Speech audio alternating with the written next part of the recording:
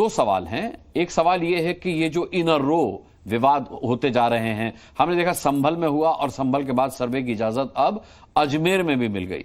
महबूबा मुफ्ती का बयान आपने सुना होगा, उन्होंने कहा है कि हिंदुओं की ज्यादा आस्था है मुसलमानों से अजमेर शरीफ पर, अब मुसलमानों के घरों में भी मंदिर ढूंढा जाएगा।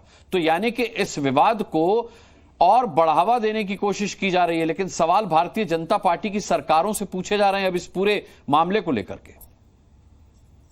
देखिए अनुराग जी, ये देश न कुरान से चल रहा है न पुराण से चल रहा है।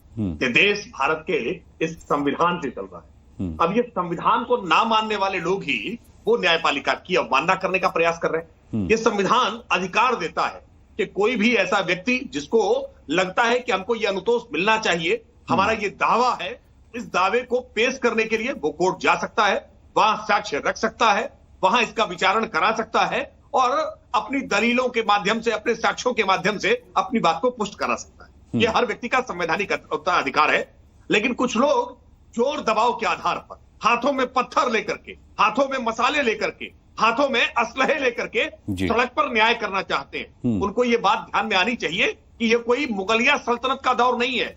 भारत में लोकतंत्र है, डेमोक्रेसी है, जहां विधि का शासन है, रूल ऑफ लॉ है, कानून के मुताबिक कार्रवाई होगी। और अगर वह कोर्ट में गए हैं, अपनी दावा रखा है, आपके पास अगर अवसर है कि आप इस कोर्ट से संतुष्ट नहीं है, आप ऊपरी अदालत में जाइए। और आखिरकार सुप्रीम कोर्ट गए ना, ऑनरेबल सुप्रीम कोर्ट ने क्या कहा कि आप अपने ग्रीवांसेस को लेकर के ऑनरेबल हाई कोर्ट के सामने जाइए। ऑनरेबल हाई कोर्ट 3 दिन में इस मामले की सुनवाई करे और जो पूरा अब तक प्रक्रिया निचली अदालत में चल रही है तब तक के लिए उस पर रोक लगाई जाती है।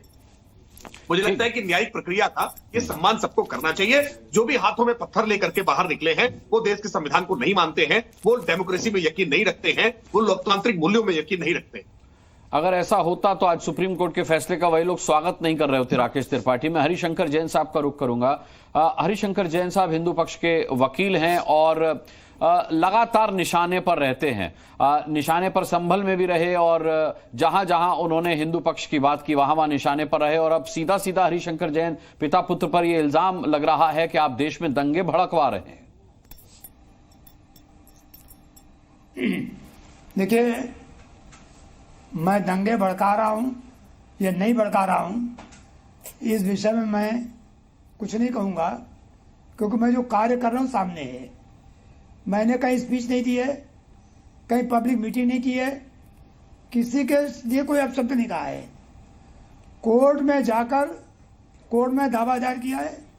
संभल वाले केस में मैं स्वयं वादी हूं। अब तक जितने काम किए हैं सब केवल कोर्ट में केस किया है। अब कोर्ट में अगर केस करने पर आप कहते हो कि हम दंगा भड़का रहे हैं तो फिर सही कह रहे हो। तो मैं समझता हूं कि कोर्ट जाना हर व्यक्ति का अधिकार है। मैंने अपने अधिकार का प्रयोग किया है, संविधान प्रदत्त अधिकार है। दूसरी बात, अगर ये साबित होता है कि मंदिर तोड़कर अमुक मस्जिद बनी है तो क्या इस बात की इजाजत दी जा सकती है कि जहां आप खड़े हो उसके नीचे मूर्तियां रहें और आप मूर्ति ऊपर खड़े होगे? ये बात आर्टिकल 25 के हिसाब से हमारा अधिकार है और हमारी भावना को आहत करता है। और जहां जहां मंदिर तोड़कर मस्जिद बनाई गई है उन सारे केसेस को मैं अध्ययन करके टेकअप करूंगा, कोर्ट में जाऊंगा। हार या जीत ये ईश्वर के हाथ में है। मेरा काम सही बात की लड़ना और सही बात जनता के सामने लाना है। और मैंने जितने काम किए हैं सब कानून सम्मत हैं। एक भी काम, चाहे काशी का हो, मथुरा का हो, अयोध्या का हो, भोजशाला का हो, कुतुब मीनार का हो, कोई भी काम मैंने कानून के खिलाफ नहीं किया है। तो कानून के अंदर काम करने पर आप हमको गलत नहीं कह सकते। दूसरी बात, आप कैसे कहते हो कि अमुक प्रॉपर्टी वो प्रॉपर्टी है, आज 100 साल बाद आप वो प्रॉपर्टी के नाम पर कब्जा कर रहे हो और कब्जा करना चाहते हो तो अब वो पर हवाला देते हो। यानी जब आपको अधिकार लेना हो तो सारा कानून सेकुलरिज्म सब आपके फेवर में, और जब मैं अपना अधिकार मांगू तो मैं दंगा भड़का रहा हूं। भाई, देश में दो कानून नहीं चल सकता। हिंदुओं को न्याय चाहिए और न्याय लेकर रहेंगे और न्याय आपको लेने से वंचित नहीं कर सकते। ये गोली बंदूक चला के, पत्थर फेंक के, अशांति बचा के, वाहन फूक के क्या आप खोल बना रहे हो? ये पत्थरबाजी कश्मीर में भी की थी, जाओ तो पत्थर उठा लेते, घर घर सारे असलाहे पत्थर रखे हुए हैं। तो ये सरकार का काम है देखे किस तरह पत्थरबाजी क्यों हो रही है और क्यों इस तरह के ये लोग एक्शन कर रहे हैं। मुफ्ती जी कह रही है जो हमेशा हिंदुओं के खिलाफ बोलते रही है, आज वो हमको सबक दे रही है। अरे भाई अजमेर शरीफ हो कहीं भी हो, एक लाइन की बात है, अगर मंदिर तोड़कर कोई ढांचा बना है तो उसको मस्जिद नहीं कहा जा सकता। आज इस्लाम वाले बड़े जितने मौलवी मुफ्ती जो भी हैं स्कॉलर्स वो कहते हैं साफ साफ कि मंदिर तोड़कर कुछ नहीं बना सकते। हरिशंकर जी और अगर साबित होने उन्होंने बता मैं आपकी बात को मान रहा हूं, आप बहुत न्याय संगत और न्याय सम्मत बात कर रहे हैं, लेकिन सवाल टाइमिंग को लेकर उठ रहा है। मुस्लिम पक्ष हो या विपक्ष हो, टाइमिंग को लेकर सवाल उठा रहा है कि अचानक ऐसा इस देश में क्या हुआ, ये कैसा समय आया है। आपको इससे पहले आज 11 साल से भारतीय जनता पार्टी की केंद्र में सरकार है, इससे पहले कभी क्यों नहीं याद आया कि किसी मस्जिद के नीचे मंदिर है? ये सब अभी क्यों हो रहा है? इसकी टाइमिंग पर सवाल उठ रहा है।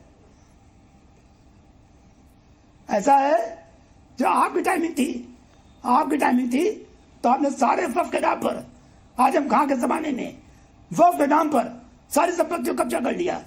वो टाइमिंग नहीं थी। आपने जितना जो कुछ किया हिंदू संपत्तियों को हड़प लिया, वो टाइमिंग क्या थी? अरे भाई जब जब जनता जागृत होती है, जब स्वतंत्रता मिलती है, मालूम है आप बोलोगे कितने लोगों को झूठ जेल में बंद कर दिया गया। आपने आतंकवादियों को छोड़ने के लिए आदेश जारी कर दिया कि जो आतंकवादी हैं उनको इसलिए छोड़ दिया जाए कि मुसलमान हैं। तो जो आपको इस तरह का शासन था, जय श्री राम कहने पर एक जमाने जेल होती थी। तो जनता है स्वतंत्रता पाएगी तब काम करेगी। ठीक है, इसमें कौन सी बड़ी बात है। ठीक है हरिशंकर जी, मैं लौटूंगा आपके पास। हमारे साथ समाजवादी पार्टी से तारिक लारी साहब हैं। तारिक लारी साहब, उस दिन भी आप मेरे साथ डिबेट में थे जब संभल में हिंसा हुई थी। अभी संभल भी नहीं पाया है ठीक से कि अजमेर शरीफ में सर्वे को मंजूरी मिल गई है। आपका रिएक्शन सर? देखिए, आपने राकेश जी को भी बिना इंटरप्ट के सुना, आपने विष्णु जैन साहब को भी बिना इंटरप्ट के सुना, मुझे भी सुनेंगे, आप ये वादा करिए। आप कोई आपत्तिजनक बात मत कहिएगा। भारत के मुसलमानों से सुप्रीम कोर्ट ने नहीं, आप सुन लीजिए, उसके बाद जो आपत्ति हो मेरे बात के बाद आप कह दीजिएगा, मुझे कोई आपत्ति नहीं है। भारत के मुसलमानों से सुप्रीम कोर्ट ने वादा किया था कि अयोध्या सिर्फ एक उपवाद होगा। मुसलमानों ने दिल पे पत्थर रखकर अपने देश अमन चैन के लिए एक मस्जिद को कुर्बान कर दिया। ये कौन लोग हैं जो इस देश की अमन चैन को बर्बाद करने में लगे हुए हैं? अरे मस्जिद में मंदिर खोजने वालों, कभी कैलाश पर्वत भी चीन से मांग लो, जो औरंगजेब ने इस हिंदुस्तान के लिए जोड़ के रखा था, हिंदुस्तान का अखंड भारत का हिस्सा बना के रखा था, है हैसियत। कभी ये भी काम कर लो। खुदा हर जगह है, जहां खोदोगे वहां खुदा है, जहां नहीं खोदोगे वहां भी खुदा है। इस तरह की हरकतें ना करें, देश को गृह युद्ध की तरफ ना ढकेले। मैं बीजेपी से भी और सबसे इल्तजा करता हूं, सुप्रीम कोर्ट से हम लोग की बहुत बड़ी उम्मीद है। सुप्रीम कोर्ट ने एक रोक लगाई है, बल्कि सुप्रीम कोर्ट को रोक लगाने के बजाय इस तरह के मुकदमों को खारिज करना चाहिए था, जो सुप्रीम कोर्ट ने खुद वादा किया था। क्या सुप्रीम कोर्ट अपने वादा खिलाफी से मुकर रहा है? तो भाई, मैं not as a being a Muslim, मैं हाथ जोड़ के विनती करता हूं, as a being a Indian Muslim, इस देश के नागरिक के तौर पर मैं आप लोगों से हाथ जोड़ के इल्तजा कर रहा हूं, देश को गृह युद्ध की तरफ ना ढकेलिए। आप लोग बहुत खतरनाक स्टेप ले रहे हैं, ये कोई अच्छी चीज नहीं है, बहुत ही खराब चीज है। महंगाई पे बात करिए, महंगाई के मुद्दे पे रहिए, महंगाई का काम करिए, महंगाई का नाश करिए, लोगों को रोजगार दीजिए, हेल्थ दीजिए, एजुकेशन दीजिए। हम आपके साथ हैं, हम पूरे मदद करेंगे, सब कुछ करेंगे। लेकिन आप मंदिर, मस्जिद, गुरुद्वारा, चर्च, धर्म और ये सब बेचकर अपनी राजनीति ना चमकाएं। आपको राजनीति करनी है, बिल्कुल हर किसी को राजनीति करनी है, मुझको भी राजनीति करनी है, मैं राजनीति करने के लिए बैठा हूं यहाँ पे, राकेश जी भी राजनीति करने के लिए बैठे हैं, जैन साहब भी राजनीति करने के लिए बैठे हैं, और आप अपना धंधा का जमाने के लिए बैठे हैं। सब यहाँ बैठे हैं राजनीति करने के लिए, पत्रकार धंधा जमाने के लिए। सबका धंधा नहीं, धंधा है, पत्रकार का भी धंधा है। फोकट में जिस तरीके से आपने इसको धंधा कहा है, मैं आपत्ति दर्ज करता हूं। तारिक लारी साहब, मैंने आपकी राजनीति पर सवाल नहीं उठाया, आप मेरे प्रोफेशन पर सवाल मत उठाइए। आपने जिस अंदाज में कहा है उस अंदाज को सबने यहां पर देखा है, आप सुना नहीं है। है जनाब, आप सिर्फ आपका मतलब नहीं है जनाब, सिर्फ आपका मतलब आप नहीं है। बात को समझा करिए भाई। मुस्कान साहब मुस्कुराते रहिए भाई, मैं बहुत सीरियस बात कर रहा हूं, आपको हंसी आ रही है भाई। गजब है, देश की शांति के लिए बात कर रहा हूं। गृह युद्ध की तरफ देश ना जाए उस पर आपको हंसी आ रही है, इसका मतलब आप चाहते हैं इस देश में गृह युद्ध हो? नहीं, बड़े ताज्जुब की बात है भाई। मैं सिर्फ आपसे ये पूछना चाह रहा था, जो सवाल मैं लेकर के आऊंगा, सुनिए बड़े आप हंस रहे हैं। सुनिए 5 मिनट के लिए एक मेहमान जुड़े हैं लारी साहब, मैं लौटूंगा अपने सवाल के साथ आपके